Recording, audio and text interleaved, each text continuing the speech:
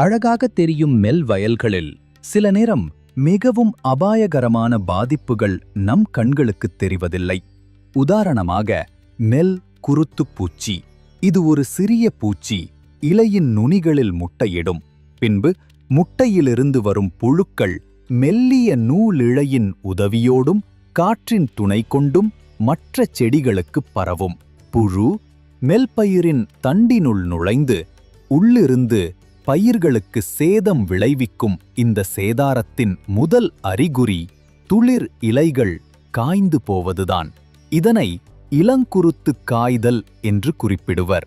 பூச்சியின் தாக்கம் பூ பூக்கும் பருவம் வரை நீடித்தால் நீங்கள் வெண்கதிர்களை நெல் வயல்களில் காணலாம்.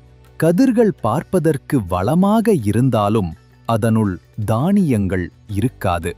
பலமுறை இந்த சேதாரம் கண்களுக்கு தெரிய வரும்போதுதான் விவசாயிகள் மருந்து தெளிப்பதற்கு முன்வருவார்கள்.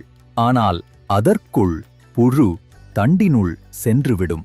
அதன் பிறகு எந்த பூச்சிக்கொல்லி மருந்து தெளித்தாலும் பயனில்லை. அதனால் உடனடியாக மருந்து தெளிப்பது அவசியமானது.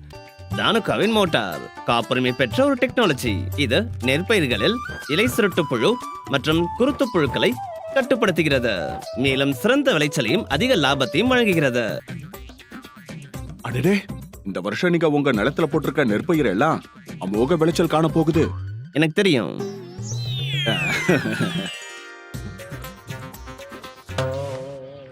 உங்க குடும்பத்தோட எதிர்காலம் ரொம்ப பிரகாசமா இருக்க போகுது. அப்படியா? எனக்கு தெரியும்.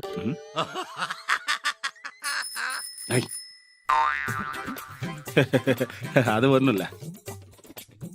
உங்களோட கனவெல்லாம் நிஜமாக போகுது. எனக்கு தெரியும்.